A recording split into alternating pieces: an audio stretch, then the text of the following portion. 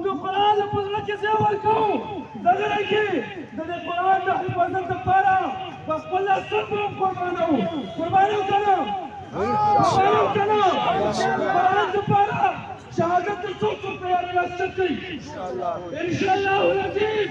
د قرآن دپاره شهادت ته نه رسو کېږو شهادت ته نه رسو کېږو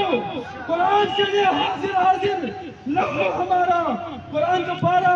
په هر میدان کې زموږ سر هم حاضر زموږ جان هم حاضر زموږ مال هم حاضر زموږ اولاد هم حاضر زموږ مال هم حاضر زموږ وینه حاضر زموږ مدرسې هم حاضر زموږ بچې هم حاضر موږ ګلدانه وایو چې موږ علما یو صرف په جومات کې کېنو نه موږ علما یو